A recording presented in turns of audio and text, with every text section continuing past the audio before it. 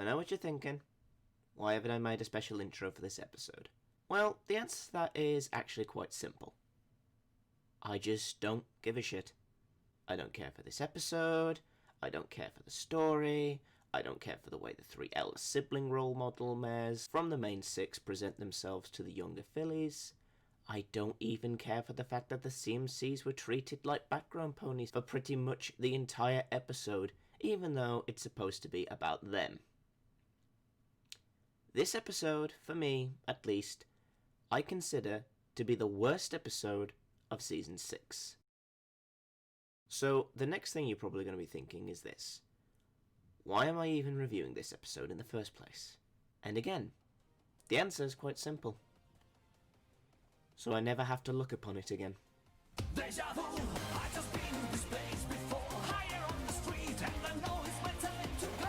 You already know who I am at this point, you know what the bloody show is by now, and you know by just looking at me, I can't wait for this to be over, so let's just get started. But before that, I just wanted to tell you all about something that we, as a species, can't seem to do without. Speed. It's a concept that fascinates the human race.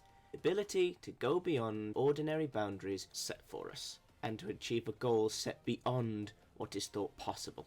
Be it to break records, to achieve goals, to amaze others, or simply for the thrill and enjoyment of the feeling of the rush of excitement you get from the very concept of speed. And there are so many different ways that you can express this concept from different genres. You like seeing modified machines showing off the power of technology and the work that goes into them making them fast?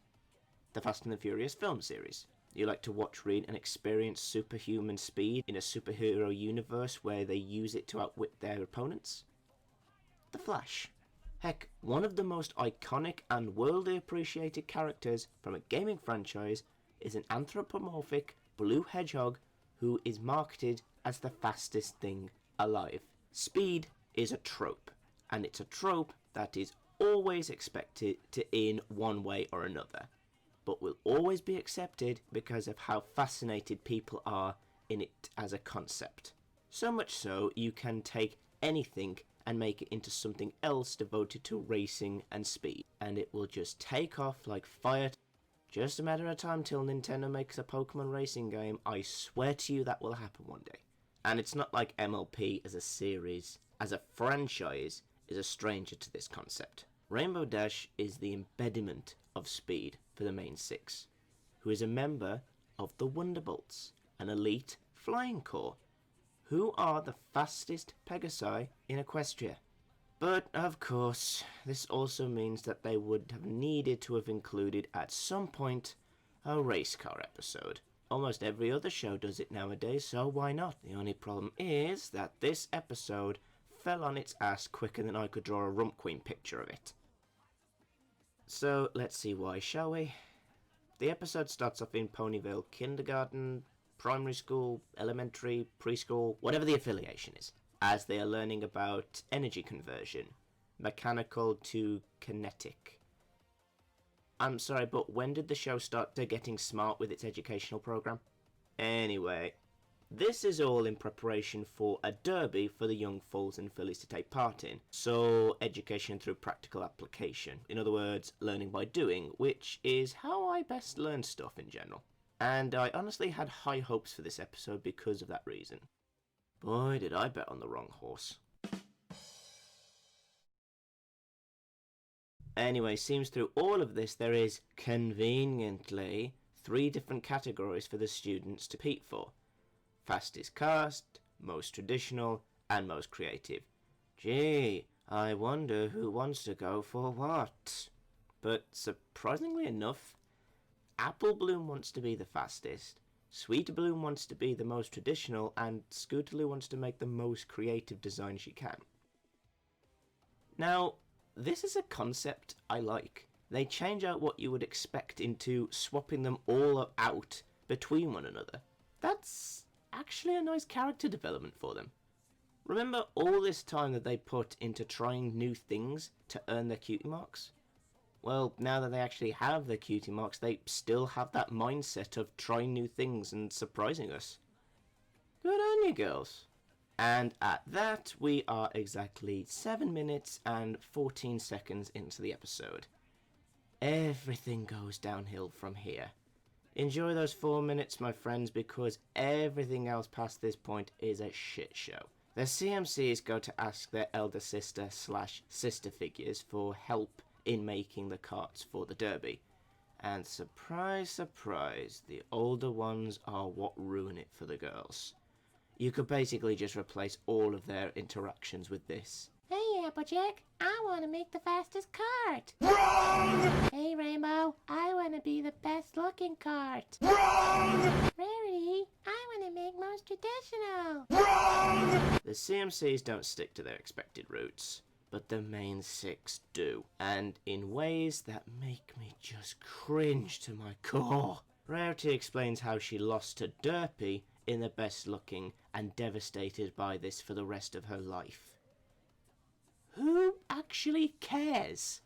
I mean, if you lost to Derpy of all ponies, then you did a really shit job. Why was this even brought up? I could have gone the entire episode without knowing about this, and I wouldn't have even been fazed.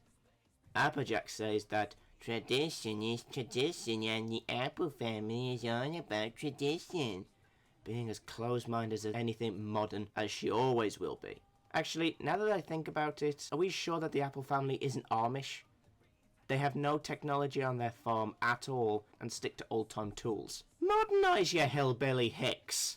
Rainbow Dash, as expected, just obsesses over the speed aspect, and the cart removes anything that would make it stand out. I mean, she even got rid of the giant chicken head Scootaloo wanted to put on. Can you just let the audience have their meme, for fuck's sake? And this carries on for the remainder of the episode until the race happens.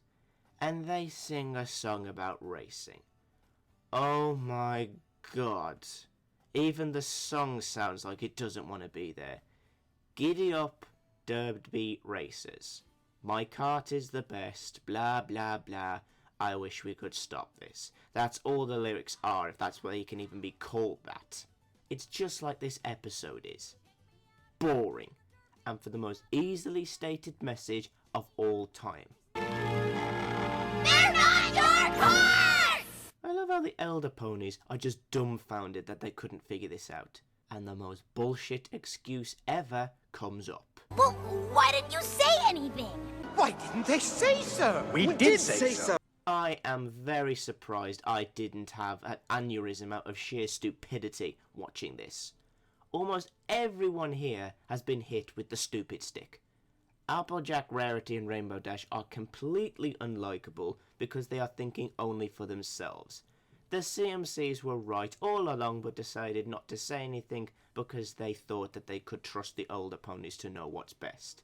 Even fucking Cheerly gets bopped by it for letting the adults take part without the fillies at first, and didn't even do anything to stop it until the very end. What a waste of my life this episode was to view. Bronze. Just dig a big hole, throw this episode down to join the rest of the crap episodes down there, and all the other terrible attempts of trying to do racing and speed episodes in any franchise, bury the hole, and then blow it up just to be sure it's dead. And with that, I am at peace knowing I never have to touch this miserable excuse for a cartoon racing episode ever again. However, I will say this. With all of the negative talk I just gave towards this episode, I'm not at all a snob for the interest of speed and racing. There are quite a few worthwhile episodes from different franchises out there in cartoons, shows, and even anime that do a much better job than MLP did. And honestly, I'd like to focus on that as a change on this channel for once. Don't get me wrong, Cars Before the Ponies is nothing short of an abomination to my eyes, but there is actually something really humble about it, even if the end result was a failure.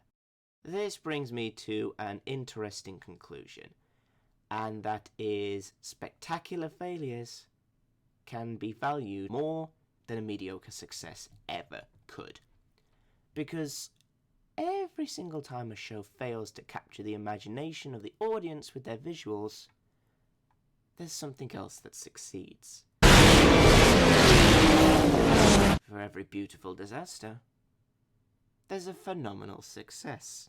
For every unsuccessful attempt to make an audience wanting more, there's an overwhelming satisfaction of joy. And most importantly, for every carts before the ponies, there's a red line.